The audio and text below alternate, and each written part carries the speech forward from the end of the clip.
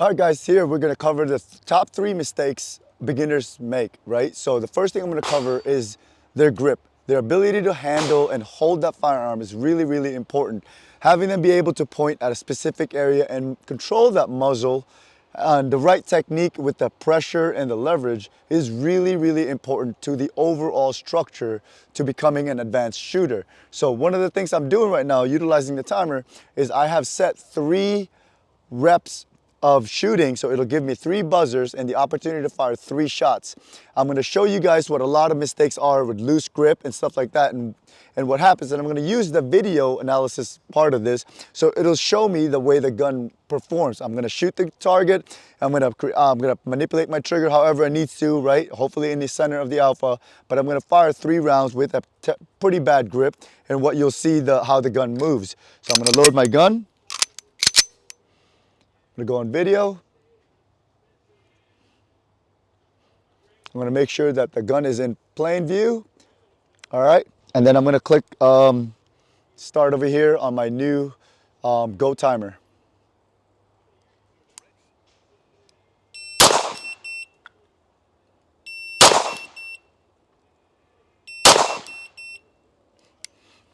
So each and every single one of those shots should be recorded, and we should be able to see what the movement looked like on every single one of those shots. I made my grip a little bit low.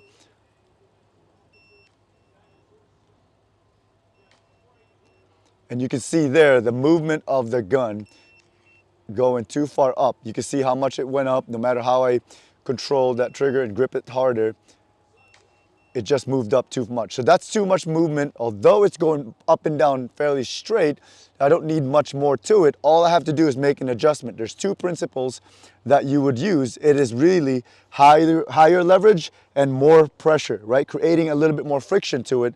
And where I add friction is the bottom 2 fingers, where I create this movement and this motion with my fingers to be able to stop the gun from flipping around and going up and down. And that's usually my usual fix. So we're gonna try that again. I'm gonna now apply the same exact drill. My gun's already hot, and I'm gonna apply this grip. I'm gonna tighten up on this part right here and then squeeze down on there. Not necessarily this finger, it's really these 2.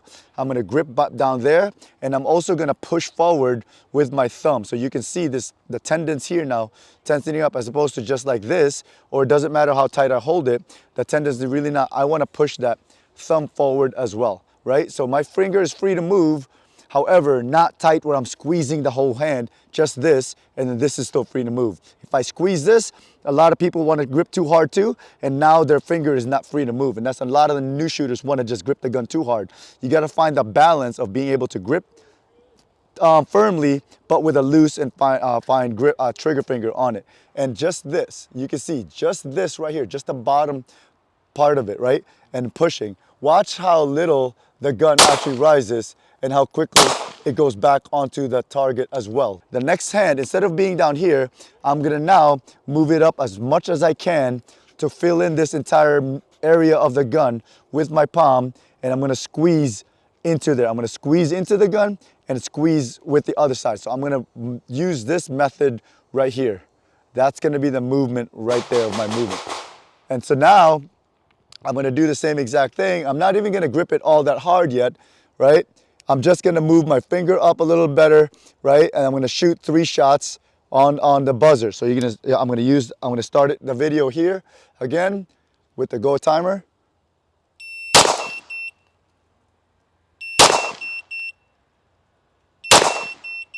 So those are 3 shots that I fired, and I didn't even grip it hard yet. But what you're gonna see here is the quick, by making that small adjustment, the gun doesn't flick as high anymore, and it returns fairly. This is still, you can see I'm fairly relaxed on my grip, as opposed to before when I fired, the gun would flop up and it would take a very long time to recover. Very long time to recover. So now with the timer, without changing the presets, right now I have it set to 2-second pauses in between. I'm gonna change this pause between sets to 1 second, which makes it faster. I have to shoot quicker now for this particular shots. But the first, I moved it up to 40 reps. So the first 2 reps, I'm gonna do it with bad grip, and then it's gonna flop around, and it's gonna take all that time, almost all the 1 second of just the recoil and the gun coming back on target. It's gonna take all that time. So it's gonna force me to shoot faster shots with very minimal time on target. Then the last 2, I'm going to adjust my grip really tight, and the way I just showed you guys. And then what that will do is it'll allow for me to show you the difference of how much time now I have more on target before I have to take the shot, because my gun returns so much better. So here we go. We're gonna try that in video. All right, the gun is ready to go.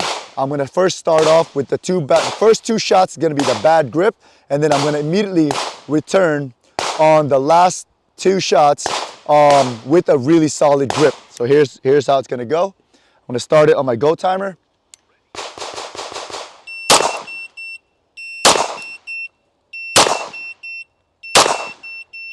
All right, so that was 4 shots that I just did, and what you'll see now is back-to-back features of a good grip versus a bad grip. So you can see the biggest difference there is that very minimal, but how quickly was I able to return my sights back to on target, lining up my sights, as opposed to before it flopped around a little bit before I can take the next good shot. And that's the big thing. We all operate under the same time, under the same clock, under the same seconds. Some of us waste time on just other things, and some of us take advantage of it and apply the right technique into this. So as a beginner, biggest thing for you is to fix your grip. All right, guys, we're still on that page of the top 3 common mistakes for shooters, and now we're moving into number 2. Number 2 is the trigger. Most of the new shooters don't really know how to pull the trigger correctly.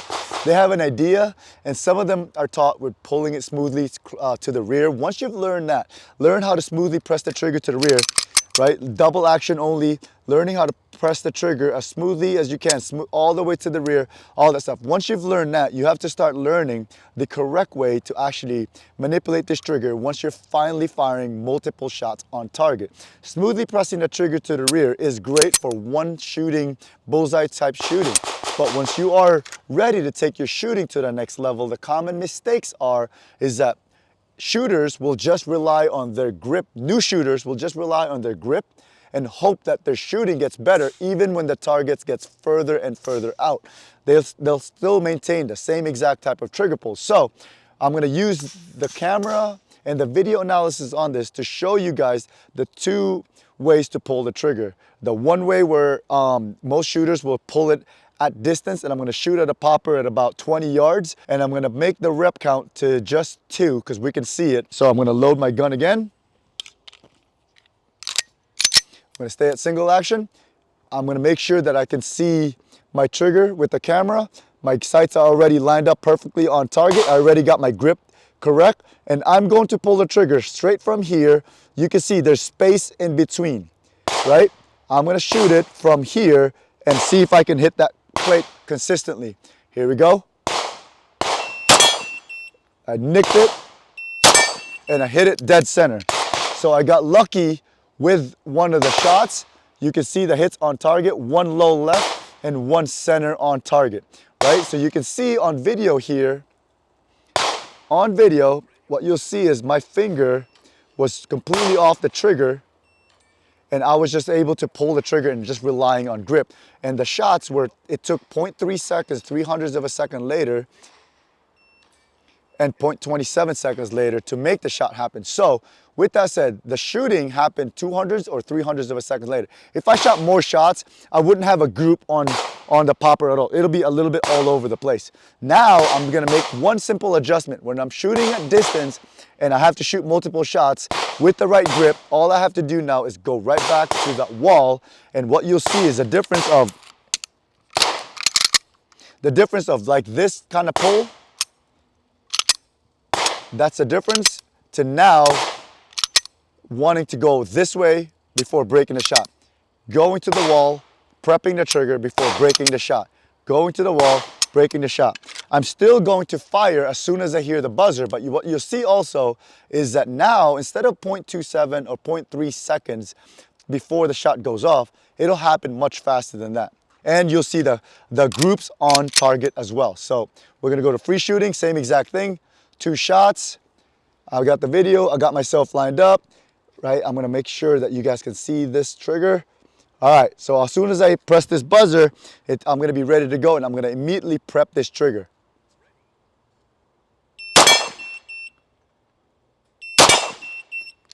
So now what you'll see there is on the target itself, you will have 2 center shots, maybe a little high, but they're both consistently right next to each other.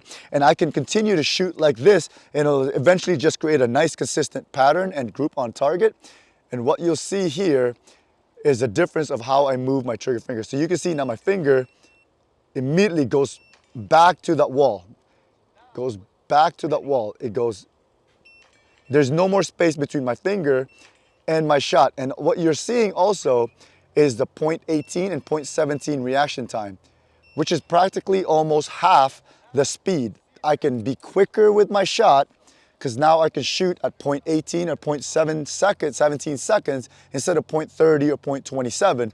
And at the same time, I'm quicker, but I'm a lot more consistent on target because I'm able to get myself back to that prep. So as a beginner, most shooters, at close distance, it doesn't matter. You can slap the trigger with a good grip. However, once you get some distance on target, some of the beginners starts to fall apart because they don't have the correct technique on the trigger. You can have the best grip in the world and you can get lucky like my shots just earlier, or you can fix your trigger and you don't have to try to rely on luck, rely on the correct technique, and it's gonna give you a lot better results in the future and from the rest of your career as well. So hopefully that helps. The last tip that I'd like to give all the beginner shooters, most beginners like to close their one eye. And sometimes there are shooters that are very seasoned, have been doing it for years, that still close their one eye, and it's become a crutch that they have to close their one eye in order to see a good sight picture on target, specifically with iron sights. Red dot, a lot of shooters, it's more intuitive to have both eyes open, but I've seen shooters as well that they just can't break that habit. One of the best ways to break that habit is actually one of the things that I'll show you right now. And as a beginner, if you can only hit the targets with one eye, because that's the only way you can recognize what one sight picture looks like, I'm gonna need you to pay attention to the way I do this with the timer, with the video. So with the video, you're gonna see how my eyes open and check. What I'm gonna do is I'm gonna actually acquire my sight picture with one eye, a 20-yard target. Once I have it locked in, I'll open both eyes and then I'll fire the shot whenever the buzzer goes. And then I'm gonna reset it again. I'm gonna check it again once more with my left eye closed, my strong eye open, right? Whichever eye is your strong, whether you're cross-eyed, left eye, whatever. Iron sights, I'm gonna check it again with my left eye after the recoil to see if it's perfect in the center. Open both eyes, visualize what that looks like, fire the shot whenever the buzzer tells me, close my eyes again, and then I'm gonna do that 3 times. And what I'm doing there is confirming what I'm seeing with one eye is gonna be very similar to what I see with both eyes. So right now, my 2 eyes open, I don't know what it looks like because maybe I've just been shooting with one eye. So I'm gonna confirm it with one eye, what it's supposed to look like. Open both eyes is gonna mess it up a little bit, but it's gonna stay the same as long as I don't move anything else. Fire, if I hit it, I'm gonna repeat, close eyes, repeat what I thought I saw, open both eyes again, and do it over and over. Does that make sense? So I'm gonna try to do it now and see if this will translate good on video. So now I'm gonna start this video and I'm gonna aim in already with my one eye closed, and then I'm gonna open both eyes and I'm gonna fire one shot as soon as the buzzer goes. So video starting, one eye open, both eyes open, one eye open, both eyes open, one eye open, both eyes open. So let's check it out real quick.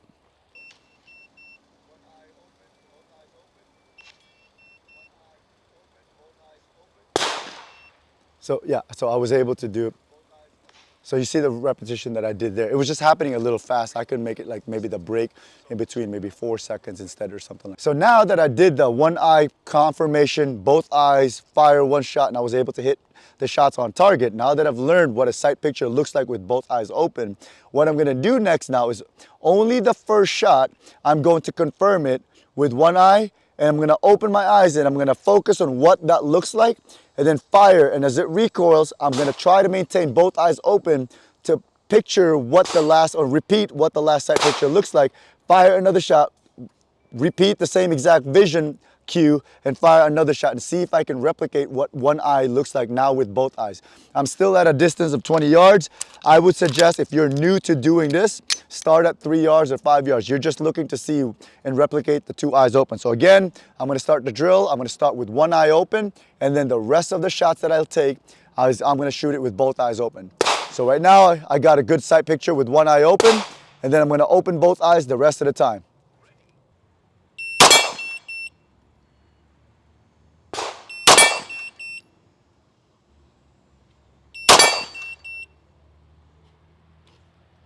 There's my 3 shots. Every single one of them hit. Your progress may not be that fast. However, once you learn what one looks like and then you open both eyes and you can replicate what that sight picture looked like, all you're doing is trying to familiarize what a good sight picture with one eye looks like versus when you have it with both eyes open. That's why it's really important to confirm it first of what you're used to.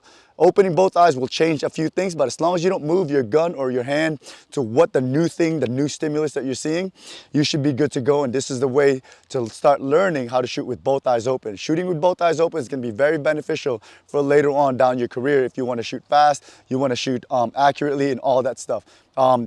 Multiple targets, it's going to be a lot better, and it even involves tactics later on when you're being able to see depth perception and all that stuff when you have multiple targets or threats, whatever your case may be. So I hope that helps. I'll see you guys later.